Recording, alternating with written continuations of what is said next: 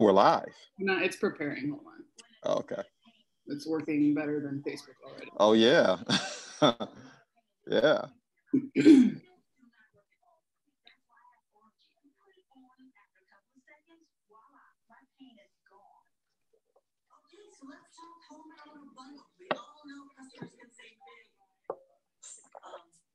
So we're talking 20% of protection.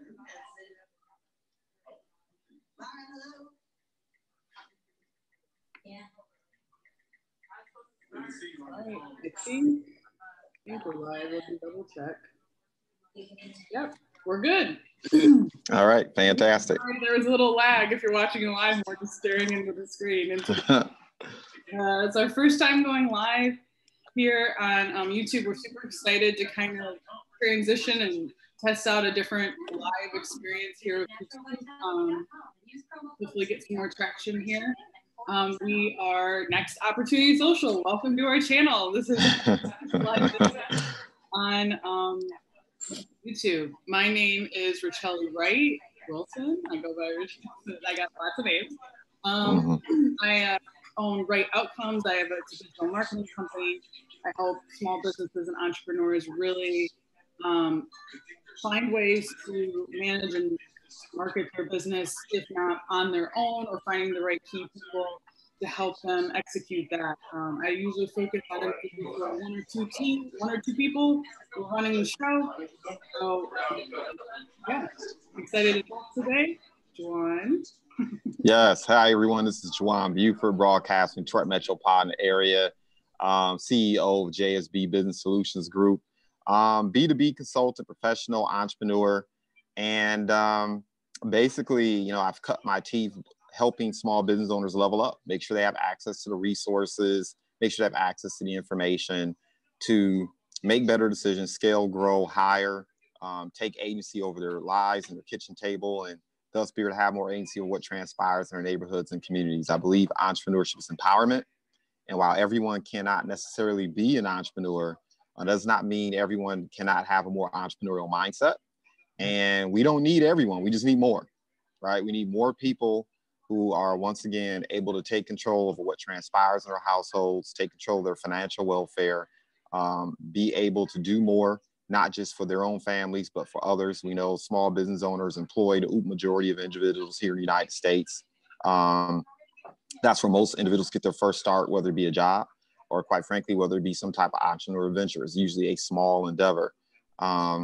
And we know it only, snowflakes turn into snowballs, right? More individuals that we can help establish themselves successfully, to be able to provide valuable services and wares to the community and uplift their environments, the more healthier our society will be. So that's the work I've been committed to. And I think that's why you and I have been able to connect on so many different levels. I know that both of that purpose driven approach to our businesses, it kind of flows through our DNA. And, as I was sharing with you before we began this broadcast, for me personally, normally we have these esoteric or intellectual topics in which we speak specifically about entrepreneurship. And I know we had the discussion earlier about, what do we talk about today, given the protests and everything that's transpiring right now. And, it would have been easy, quite frankly, not to do this, right? And I thought about that. But at the same time, I believe that the work we're doing here is also an answer. It's also a solution to what's transpiring in this country right now. And that is, of course, the obvious racial conflict that is transpiring. That's very real. Look, unless you just refuse to pay attention and you just don't want to acknowledge an inconvenient truth that this has been an issue in this country from time immemorial, then I don't know what to say for you. Right. But we also have is a situation where this anger and frustration, not just within the African American community, but what I'm seeing in society at large, is not just about race in of itself. It's also about inequity and who wins and who loses in this country. And as I was sharing before, you know, what makes the issue so daunting, what makes it so hard to ignore, is the fact that you get the feeling, even if you haven't done a deep dive and looked at statistics. I mean, the eye test, I think this is one of those true situations where the eye test isn't going to fail you. What we're looking at is a situation where access to capital, access to certain levers that you can pull to basically transcend your circumstances, to climb the socioeconomic ladder, are slowly but surely, those rungs are being removed from that ladder. And we'd be remiss if we didn't acknowledge that that is part of the deal, right? Yes, there's anger with the treatment that have been afforded to individuals within our society by police departments, but that has been inflamed by the fact that at the end of the day, people just don't feel secure. They feel like they're being locked out of the American dream, quote unquote. Whether you believe it was a farce or not, at least there was an illusion that if I did the right things, if I worked hard, I went to school, I was of service to people in my community, I took care of my family, I did all these different things, that in this country, it would work out for me, right? And what we're finding more and more and more is that there's increasing numbers of citizens, regardless of ethnicity, religion, sex, whatever, that are beginning to feel like that's not necessarily true. And that's a problem, right? It would be easy to talk about Trayvon Martin, Gardner. I don't even want to bring all these faces to image in my head right now. It's going to do one of two things. It's going to make me angry, or it's going to put me in a state where I can't even think clearly, even about the discussion we're having now. But the bottom line is, it's not just about the loss of life due to police brutality. It's about the fact that citizens, and I'll speak more specifically African-American citizens, we felt like the knee has been on our necks, not just at the hands of the police, but in the banking industry, in hospitals, in educational institutions, in the higher echelons of corporate America. When you look at lending practices, whether it be in terms of acquiring capital for your business or buying a home, when you look at the incarceration rates, it's been a figuratively, metaphorical, and literal knee on the necks of individuals. And for me, that is the most daunting, I wouldn't call it a realization for me, but it's been daunting to think about the size and scope and how problematic and how deeply broken our system is in this country. And for me, it's not just angering, but it creates almost a visceral feeling of disheartenment and disenchantment. Yeah. And I think that's dangerous. I think that's dangerous because then you're tempted to either disengage, or if you get disengaged from the system and the possibility of things getting better, then you see some of the anger and the nihilistic behaviors. Then you see destruction. Then you see a lack of respect and regard, not only for your own welfare, but also the welfare of others, because you don't have a vested interest anymore. And I've been looking for evidence or examples of individuals really speaking to that. And I don't expect to find it on cable news. I don't expect to find it on major news channels. I just don't expect to find it there. But we need to see more of that. We need to see more of that type of discussion. I agree. It's why I'm so, I don't know if grateful is the right word, but I'm just so fortunate that, you know, you've invited me to this platform to speak with you. And we have an opportunity to have real discussions with individuals who, sort of with our name, have been able to create those opportunities for themselves despite everything and despite all of those areas, you know, and those stories just ring so differently than just hearing a traditional, like, yeah, just, you know, I worked hard, I got there, it worked out, you know. And I think that those stories also ring very differently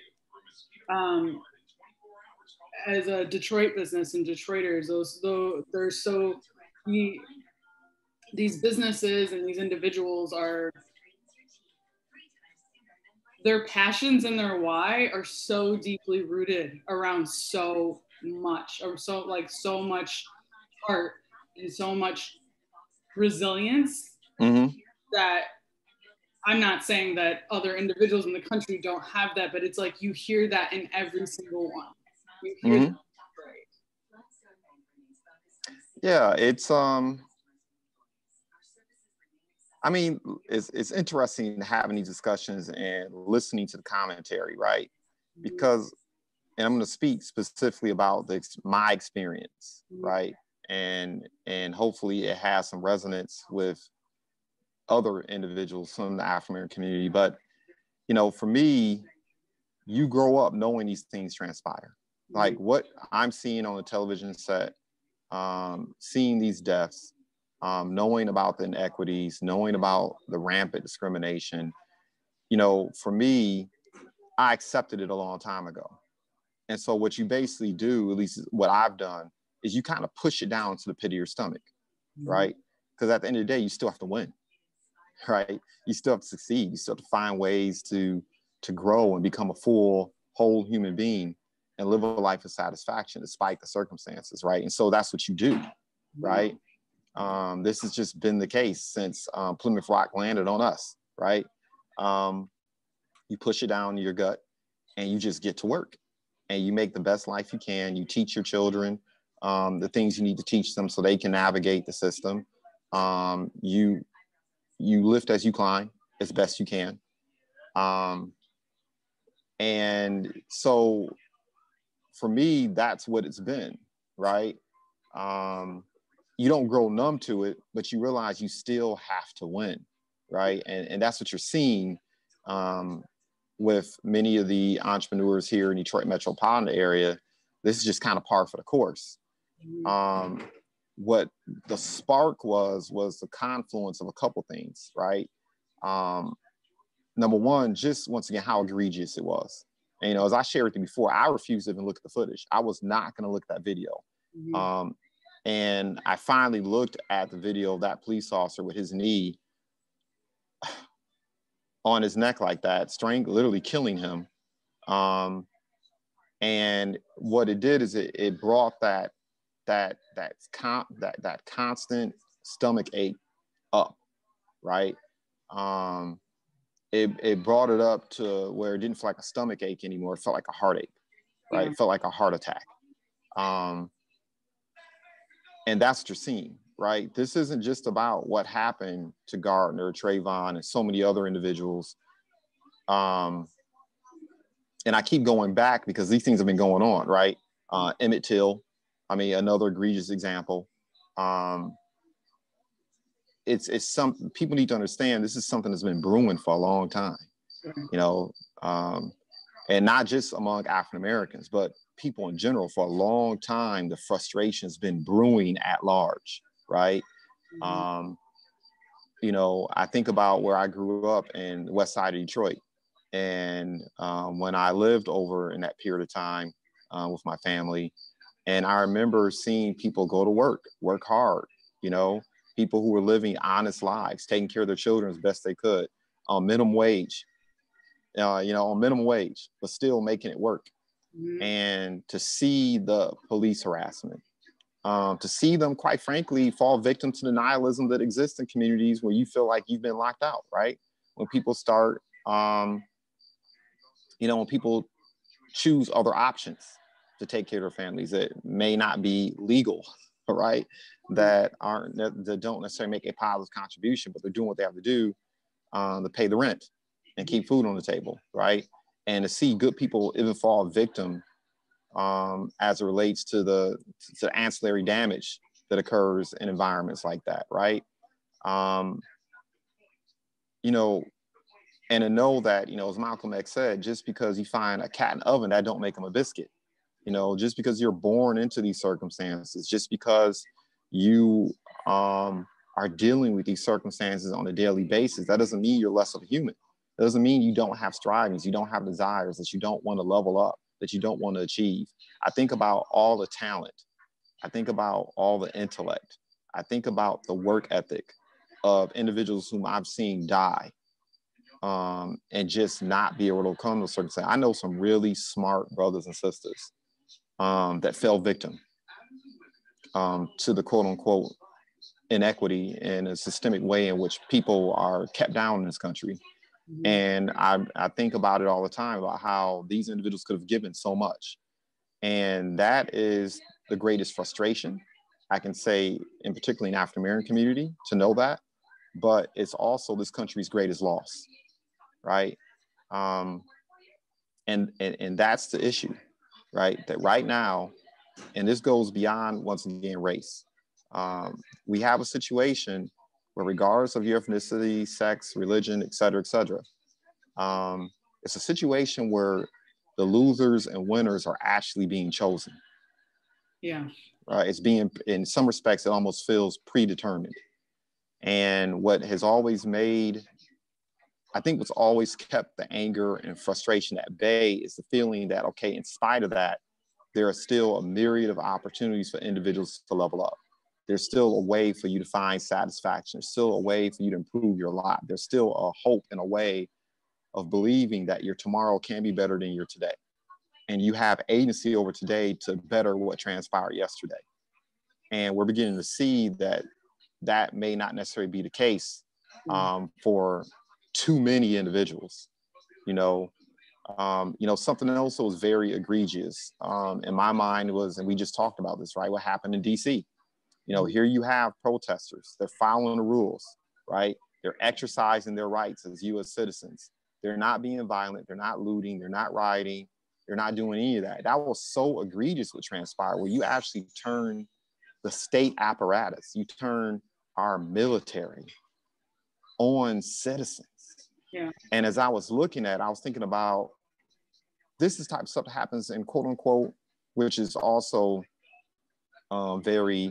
it takes a lot of cupidity to call another country third world. They're not on a different planet. They're on the same planet. They're in the same world. But let's just say less developed societies or less developed countries, right? That's the behavior you would expect from a dictatorship. That's the behavior you would expect from a fascist nation state, right? And to see that transpire, that is scary, right? And that is what should get everyone pause, that you can be out here articulating, you can be on the right side of the fence, you can be on the right side of history, you can be on morally correct, and it didn't matter, right? To me, that's also very scary as well. Yeah, and then from, as I was sharing too, that was so publicly made an example. It allowed me to stop and think of,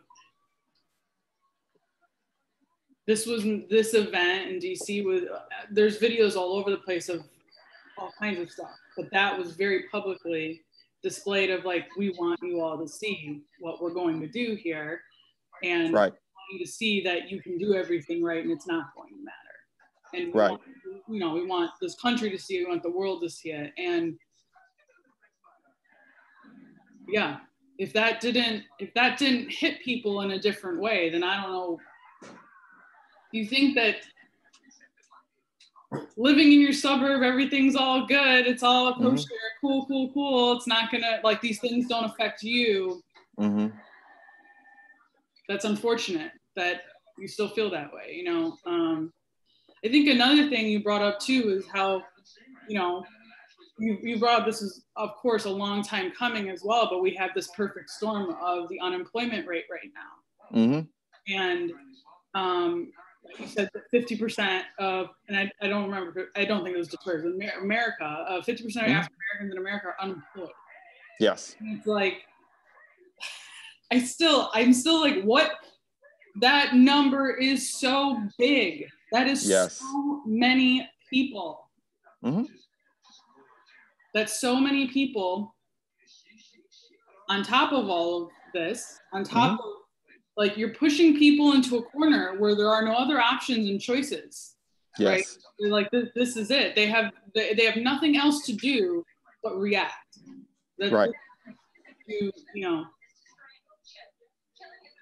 Yeah, I mean, so because we throw out percentages, right? And people need to really understand what that means. That means imagine living in a neighborhood where every other household is That's unemployed. what I was thinking. It's like my neighbor doesn't have the next one. I mean, to me, honestly, that is kind of true right now. I know that my immediate neighbors are not working. They're not. Right. And some of them have already articulated now we're 10 weeks into or whatever into COVID that some of they're done. Like they're going to have to find other jobs. This isn't like, I'm extremely fortunate that my husband was able to just go back to work. Like this wasn't just like, oh, it's a pause. We took a breath and we're just going to go back to the way it was. And it's like, no. A lot of those jobs aren't coming back. Right. That should be very disconcerting to people. You have iconic businesses, you have mid-sized businesses, of course, small business owners, these restaurants, these institutions that have existed and employed people, they're not coming back. Right. And so individuals are waiting for the pandemic to subside, the quarantine subside, which it seems like nationwide, these things are starting to happen. But the crazy thing about it is it's not going to come, the socioeconomic consequences aren't going away anytime soon. You're going to have massive numbers of individuals who are unemployed because even if they go back to work, that doesn't mean the business that they go back to work for is going to be around another 2-3 months, right? They're still in the red. And you have individuals who were working these lower wage jobs who are going to be looking for jobs, and you have this influx of people who are going to be looking for jobs too. So it's going to be difficult to find traditional unemployment, right? You throw on top of that is when most people lose their jobs, they also lose their health care. Yes. Yeah. So imagine being in a household, you're trying to figure out how you're going to keep the utilities and lights on. You're trying to figure out how you're going to put food on the table. And then you have the added stress where, heaven forbid, your house is impacted by COVID or a flu or some type of incident or accident. Now you don't have healthcare. So what do you do now? Right? And that's what I'm talking about when I say these confluence of events that, quite frankly, are going to continue to drive populist anger and frustration. It's not going anywhere. Right? And for me, I naturally start thinking about, okay, so what needs to happen next, right? Because the other concern I have, once again, is this fervor is going to die down, right? Some of the white hot fervor is going to begin to dissipate. And people are upset with the white hot fervor that sometimes results in violence, right? And anger being expressed. Before I move on, what I would counter those individuals is you weren't hearing us when we were being peaceful. When Colin Kaepernick took a knee, that was peaceful protest. Right. You didn't hear that, right? That wasn't, you weren't willing to accept that. So people had to turn up for you to finally see what's transpiring. But on the flip side of that, that white hot anger is going to subside, right? Cooler heads, quote unquote, are going to start to prevail. Just like every other movement that's transpired in this country, okay? And the other thing that concerns me is, where is the agenda? Where are the things that we're going to say, look, we're going to address A, B, C, and D to right the wrongs? And these things won't right hundreds, decades and centuries of oppression and violence and disenfranchisement. But what are the things we can do that will be a good start to begin to right these wrongs? Yeah. That's the other thing that I find very, very, very disconcerting, that I don't see a cogent agenda on it. Well, we're not going to get it on national level. Okay. Not with this current president, it's not going to happen.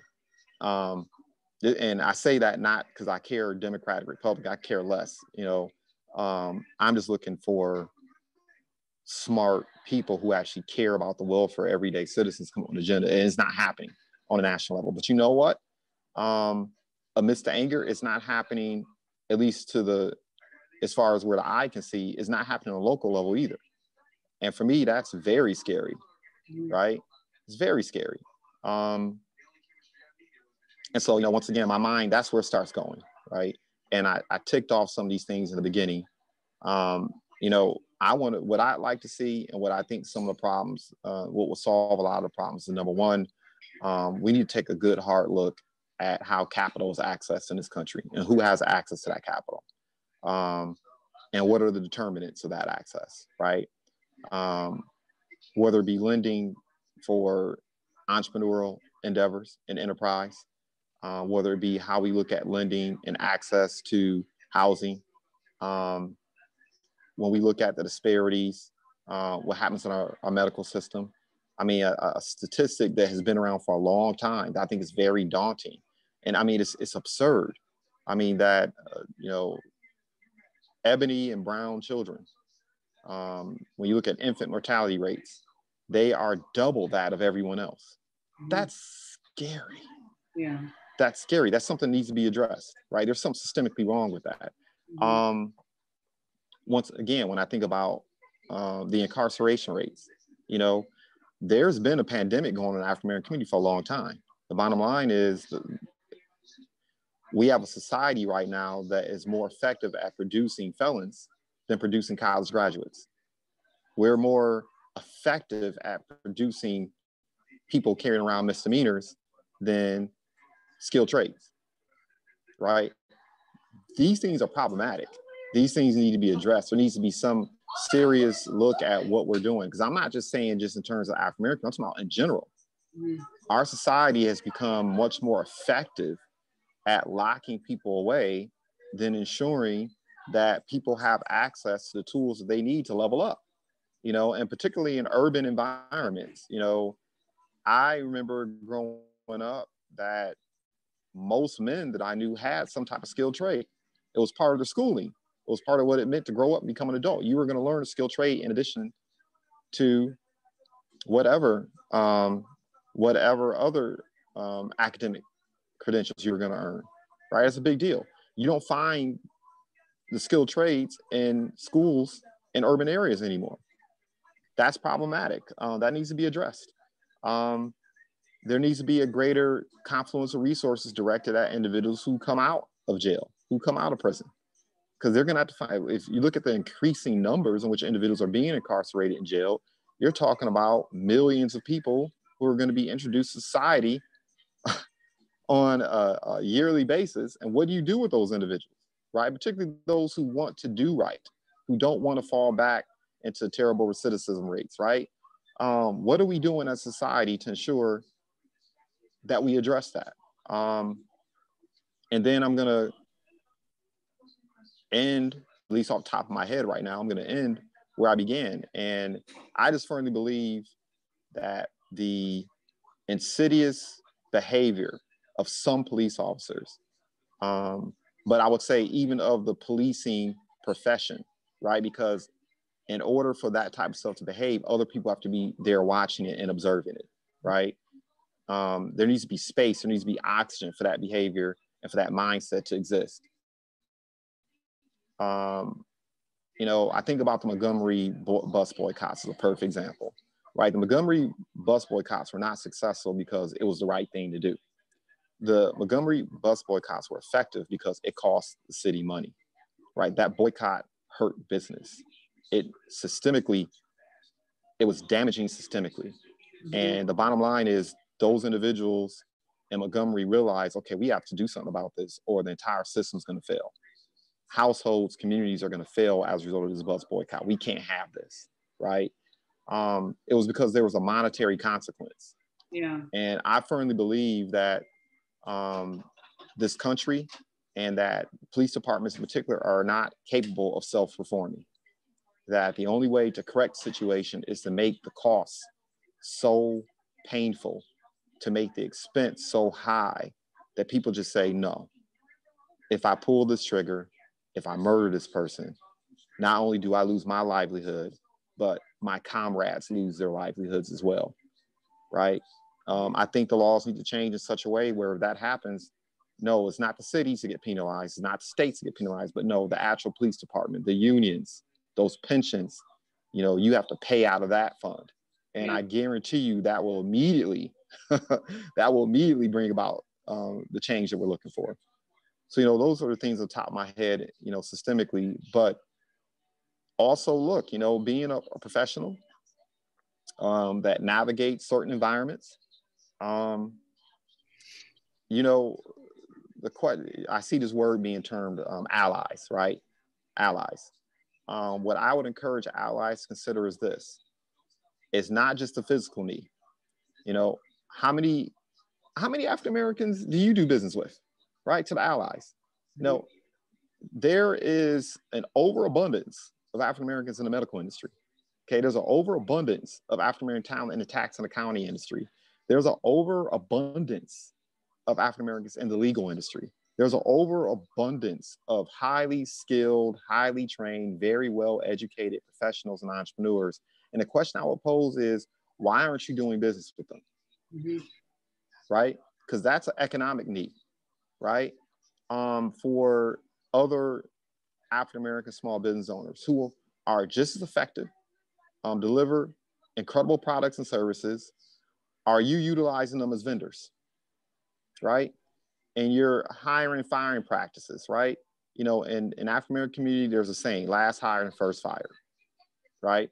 That's what drew me to entrepreneurship. I had no toleration for it. I couldn't tolerate it. I wasn't going to sit and take orders from some Caucasian individual when I know I'm better educated. I know I work harder. I know I'm more skilled, more talented. And I wasn't going to be put in a situation where somebody, just because of the complexion of my skin and because they can't see past that, can make decisions about whether or not I can take care of my family. I just had no toleration for that. And I will willingly admit that is a lot of what drew me and pushed me into entrepreneurship as well. I just didn't have a tolerance for it, right? But for those individuals who are in position to hire and fire and make those type of decisions, you know,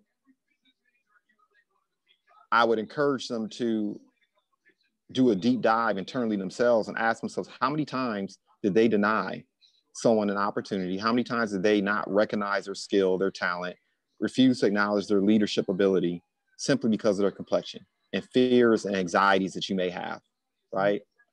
James Baldwin talked about this. I'm not a huge fan of Van Jones. I'll say it out loud. I've never been a huge fan of him, but he said something that was very important, right?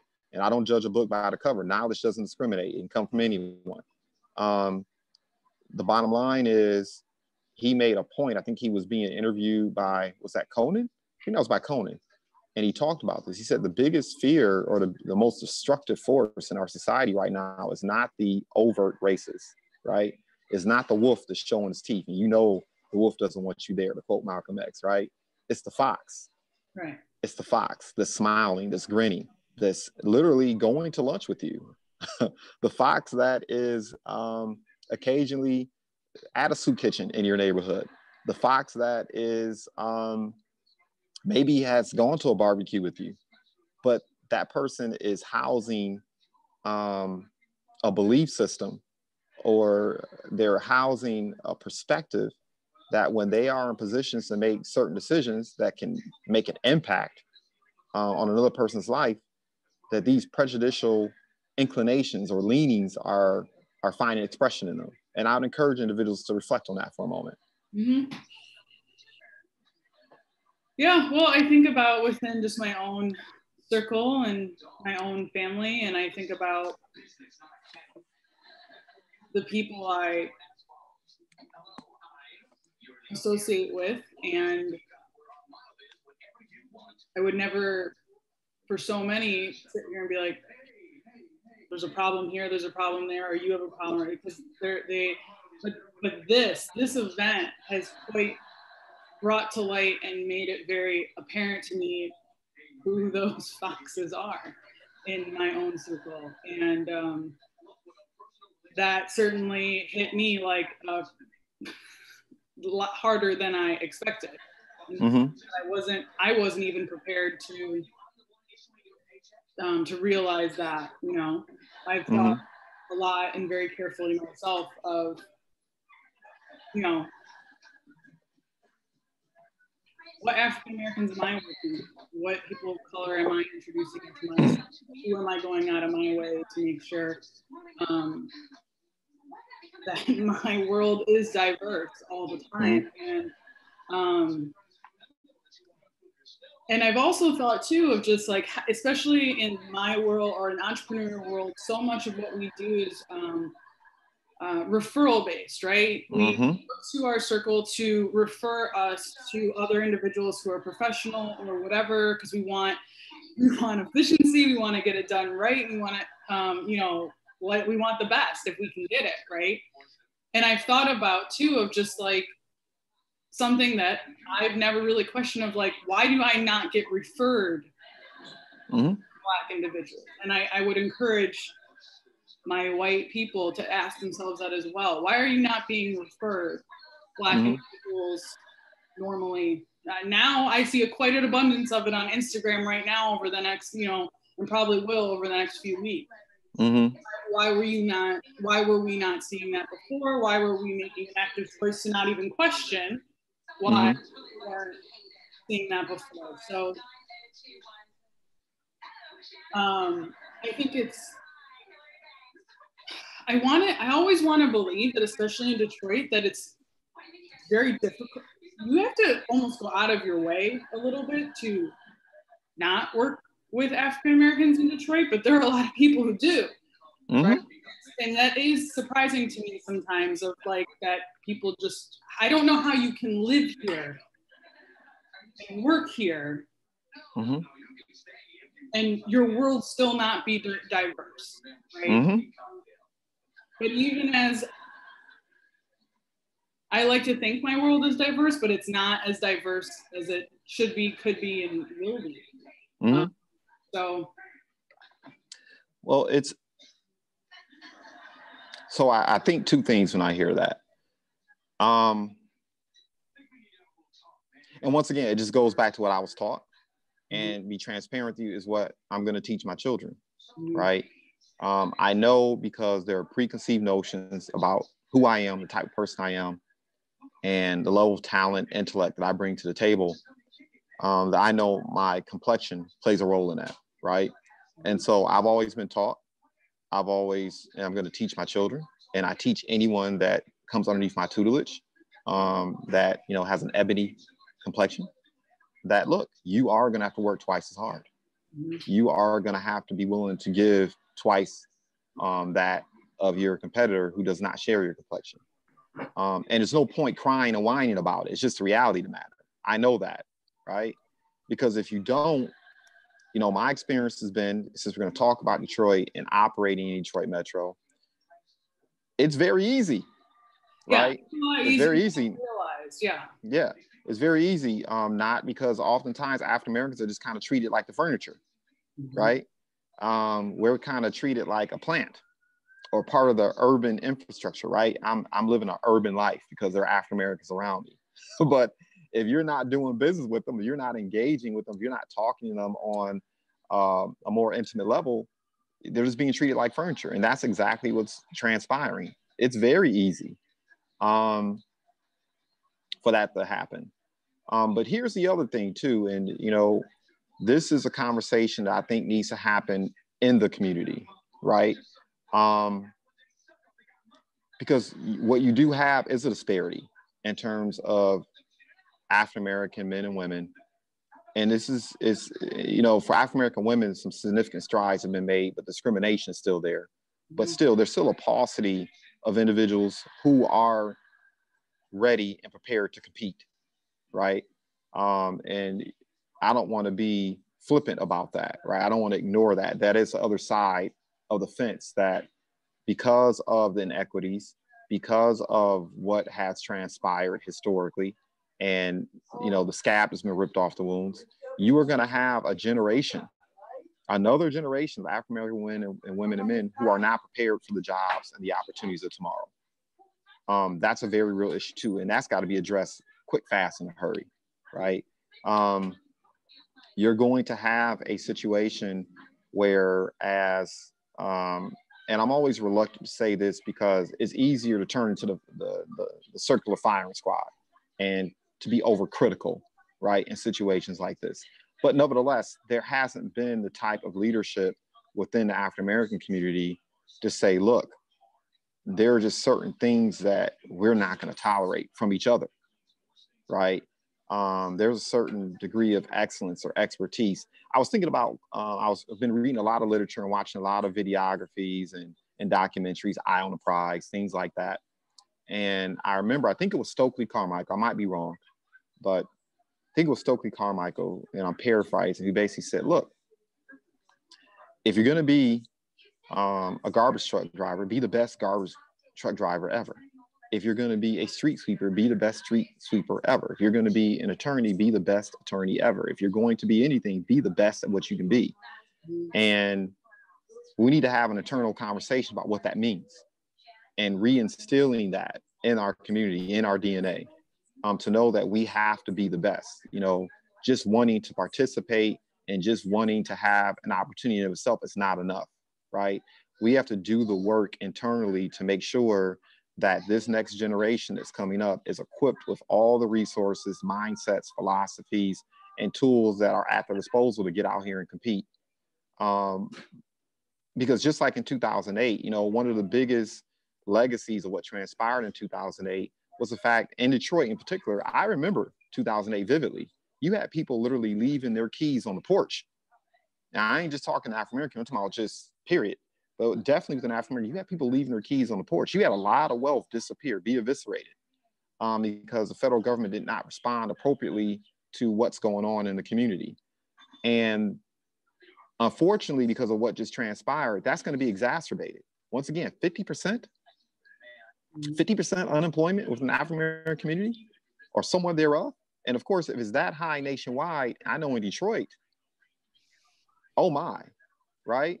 So we're going to have to act very quickly. We're going to have to act, I mean, we're going to have to act with like gazelle running from lion speed to find a way to repurpose and retool a system to put individuals back to work and give them opportunities to level up, right?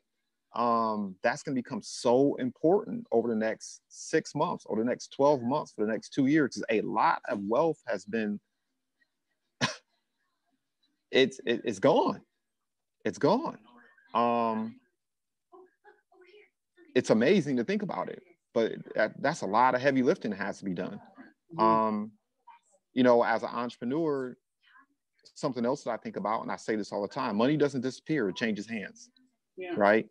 So we need not get it twisted either. There are a lot of individuals who are actually doing very well during this pandemic. There are individuals who are conducting commerce, they're getting business done, they're leveling up, they're actually building wealth during this period, right? And, you know, critical thought has to be taken into account. Well, how do you get on that side of the fence, right? How do you equip people with the means to accomplish those goals, right? And to have that type of success during a period like this. You know, I, for one, I just firmly believe in entrepreneurship. You already know that's the thing that drives me.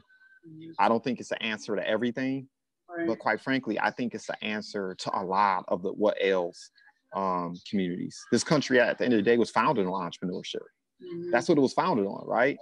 No taxation about representation, and the ability for individuals to take their hands, take a plow, dig it into the soil, and create something for themselves, right?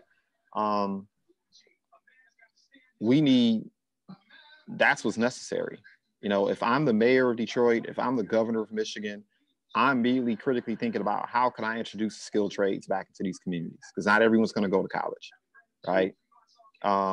What can I do to make access? We can't control whether or not people take advantage of them. That's a different discussion for another time. But what can we do to make access, make these levers of progress and the ability to level up and take care of? So how can we make these resources more accessible? And that's first and foremost on my mind right now, more than anything. I think too that even over the past, I don't know, even say 10 years, but especially now, especially with the pandemic, like the way education is distributed changed. The way, like the idea of just going to college has been shaky, I'd say, the past few years anyway, because of just like is it necessary for you to take on that debt to do what you need to do? Mm-hmm. And I have a degree. I went to college. I don't regret doing that, but was it necessary for me to go there and do all that to do what I'm doing now? Not even a little bit. Mm-hmm. And it's not, I think we have overemphasized in certain careers, that's what you need to do. But the idea of education that has to be only institutionalized in this way, right, and distributed this way, I mean, I am hopeful that that is shifting rapidly because of the reality of if you don't have a job to go back to, you can't afford to go to college to get that education towards whatever was told to you that you have to have this degree around. Right. Then yes, I would hope, and I hope that this immediate need of we have to rethink this and we have to readjust, and that I would hope that business owners and entrepreneurs who are in a position who may have not been educators, right, or especially if you're someone in a skill trade, if you see that, if I used to hear that a lot when I was doing resume writing of skilled trade people, especially here in Detroit, who are frustrated with the younger generation. They don't want to work. They don't want to work. They don't want to learn this. They don't want to get their hands dirty. They don't want to have to work that hard. I don't believe that at all. I believe that this was not even presented to them as an option, so they don't even know how to wrap their head around it.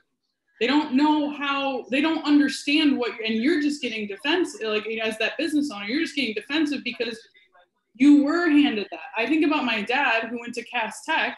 He went to Cass Tech and graduated with an aeronautical certificate. That was it. He was done. He has worked on planes his entire life. Yep. And that was it, right? And all of his friends got their certificate of this and this and this and this, and it was they were all skill trades, right? And but then I see even that generation get frustrated with the next one. It's like because the next generation was told you got to go to college and you got to get a fancy piece of paper that now you're going to then what? How are you going to get this? What are you going to do after that? So I agree. It really needs to be restructured. My hope is that with technology and things that have progressed, that can happen faster, that can happen better, that it can result in better jobs. Like I agree to to a certain extent, even if you do have a traditional 9-to-5 job, you have to have an entrepreneurial mindset because you have to take your life in your own hands. Like you have to, like you cannot rely on this employer to carry you through, no matter how helpful they may be. You know, you got to think about the whole picture in that way for yourself. Yeah, I mean there was a implicit contract, right? An agreement that was made and then taught. You go to school, you make good grades, you work very hard, you bring value to a company, and you retire, and there's some type of pension or there's something waiting for you, right? When you can no longer drag your behind out of bed and go to work, right? And that contract was broken a long time ago. Right. And unfortunately, a lot of people don't realize that, right? I tell people all the time, this isn't your granddaddy's economy. If you still believe in job security today, you might as well believe in the tooth fairy. You know, it just doesn't work that way. It's funny you mentioned that though, because I think I've thought about so many of these things of how like we're 100 years in and so many things happened like 100 years ago. We talk about the Great Depression, we talk about all this stuff like that. And I think about my grandfather and how that's what he believed. He's like, no one's going to carry this for you. I got to do this myself. Right. Of just like, no one's going to give you a job. You got to make this. Yeah. Yeah. There's a lot of education that needs to take place in terms of people understanding money and people understanding value proposition and the relationship between the two. That's just not happening right now. You know, it was funny. I had an interesting conversation with the team a couple of days ago. And, you know, I talked to them about how, look, I need you to analyze and look at this. When you go out to acquire a job, whether someone's paying you 30, 50, 75, 100K per year, whatever the case may be, When they hire you, understand that at the outset, you're not worth that money. You haven't done anything. You haven't brought any value to that company, right? They're paying you that 30, that 50, that 60K, anticipating that they're going to get that money back out of you, right? So if you're accustomed to that mode of thinking, though, I'm going to go get this job, I'm going to get paid 30 to 50K, and you don't understand the game, you don't understand what's going on, you need to understand that. And hopefully people are listening to this loud and clear. Entrepreneurs get this, but for the non-entrepreneur, those who are considering entrepreneurs, understand this. When you get that first paycheck, you really haven't earned it yet, right? There's orientation, there's training, there's the anticipation that you have a work ethic, and that over the course of the next 2 to 3 years, you're going to become worth the money is being paid. But what ends up happening is by your 4th, 5th, and 6th year, you become extremely proficient at that job. And the value you're bringing to the company is much more than what they're compensating. So you're expecting a raise. But what's going on in the economy now is by the time you've been on a job 6, 7 years, there is another generation of workers coming up behind you that will do that same job for less money than what you're demanding. The companies know they can pay them less money because of that dynamic that I just spoke to. And so you look up in your 6th, 7th year, and magically the company finds a way to downsize or move you up out of there, right? One way or the other. So you're on to the next job and you repeat the same cycle. Well, you do that 7 times. I mean, you do that 7-year stretch, 3, 4 different times. You look up in your 40s and your 50s. Now you're this highly skilled, highly experienced individual in the job market looking for gainful work or employment, and your value is so high that companies don't want to hire you anymore, right? That's what's going on. Yeah. When you are an entrepreneur, it's the exact opposite, right? You haven't brought value, so you're not getting paid anything. You have to learn the skills. You have to learn the trade. You have to become informed. In the beginning, you're doing a lot of things that you don't get paid for. So later on, you could be compensated for things you no longer have to do, right? And so it's an opposite arc, right? In the beginning, you're getting paid pennies, nothing. But on the tail end, over the course of time, you've built so much value, particularly if you're treating people right, and operating a business, really bringing value to people's lives. And you throw that caveat in, right? You're not out here just exploiting people, trying to make a quick buck. You don't see people's transactions, but you're building relationships. But you'll look up and you've created a type of financial security because of the value prop that you're bringing to people's lives, right? So you don't have those same concerns. That's something that needs to be taught, right? You're not going to be taught this in high school. No one's going to teach you this in college. It's not going to happen, right? I remember, it feels like eons ago when I was an investment advisor. And I remember people would come into my office and I remember thinking to myself, this person's 45, 50 years of age. They have about $200,000, $300,000 saved in a 401k. They're working this gig or they're in transition to another gig. And I'm looking at them and I know that they don't know that I know that they probably have another 20 years of tread left on the tires before the bottom line is they're going to start taking pay cuts. The raises aren't going to come anymore. Matter of fact, age discrimination is getting ready to start taking place, regardless of what your background is. And if you've only had $200,000 to $300,000 saved in your 401k, you're going to need to grow that money to at least $1 million or 1.5 million so you can live 65, 70 until you die 85, 90 years of age if you're blessed to live that long. And I remember that is part of what pushed me out of being an investment advisor, because I was sitting down in front of these families. This was a typical client, typical family that I'm dealing with, right? Of course, I had higher income earners and entrepreneurs that were in a different place, but the majority of people who was walking to my office, that was them. And they're 40, 45, 50 years of age. And I had to tell some real uncomfortable truths. And I had to let them know there's no magic wand here. There's no magical investment. There's no magic here. And can you imagine?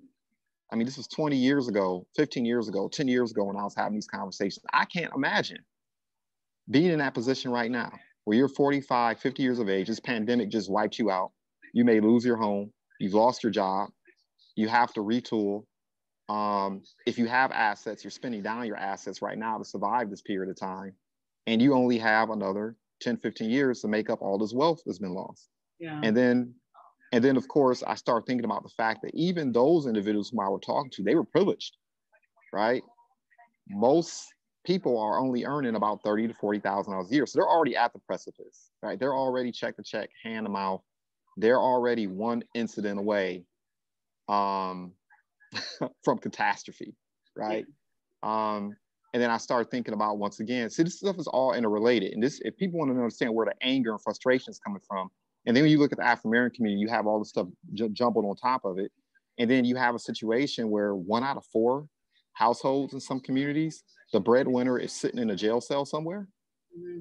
When they come out 3-4 months later, the house is gone, the car is gone, they don't have a cell phone, you know, the family's dispersed.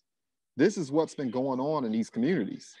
And they say, you know, when America catches the cold, the African-American community catches the flu, right?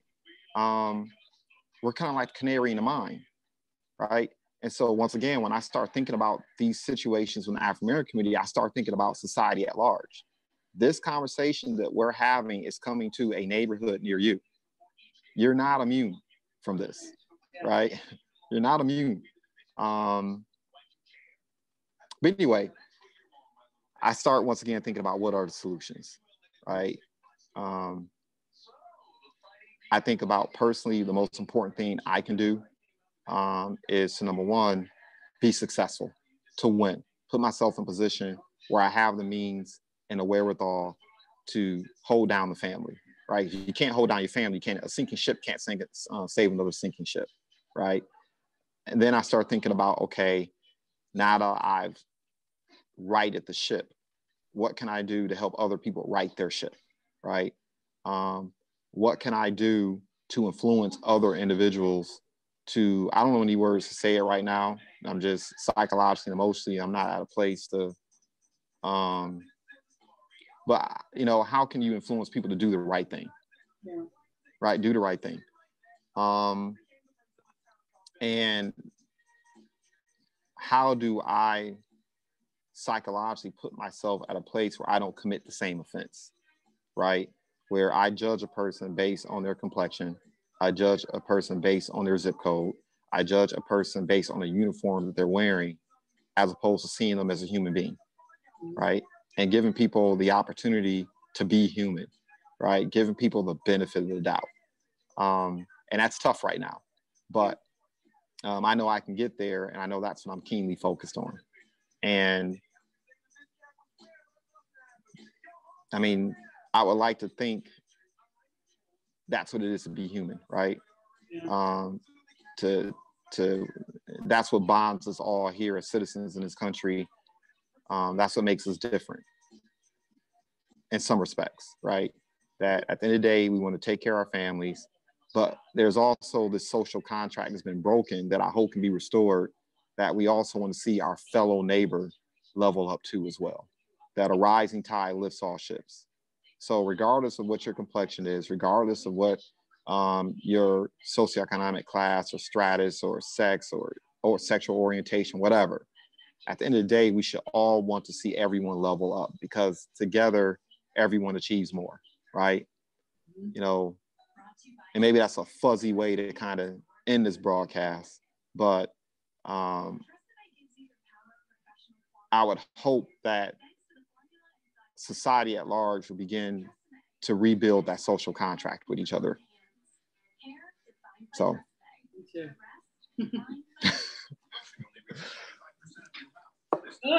Well, time that traveling and we having this conversation. I do want to for watching this video on our first one for our YouTube channel. Yes. But we have had many conversations before this one. They will be uploaded in the coming weeks so that you can watch them. They've happened for weeks now, like, you know, for a while. And we also have incredible guests that are coming in the coming weeks to speak on a variety of different topics. I'm excited to see where this evolves with Next Opportunity Social and what we're going to be able to create and build and provide that resource for as many individuals that can take advantage of it. And to piggyback off that, for those who listen to this broadcast, the best thing about what we do is you, right? If you didn't know before, hopefully you know now that you have two servant individuals here. And at the end of the day, all we want to do is provide the content, soul food, whether it be esoteric or whether it be general, right? We want to make sure you have the tools and information you need to level up and become more effective and live lives of satisfaction, personally, financially, spiritually, materially, every which way you can think of. So your feedback is so important to us. So any commentary, I mean, even criticism. Look, we eat those like Skittles. Yes. It's okay, right? Yes. We accept it all. So any feedback that can be offered, any suggestions that can be offered, any individuals, particularly other entrepreneurs that you feel like a spotlight should be shown on them, we're more than happy to accommodate and serve. So please do give us your feedback. Thank you again.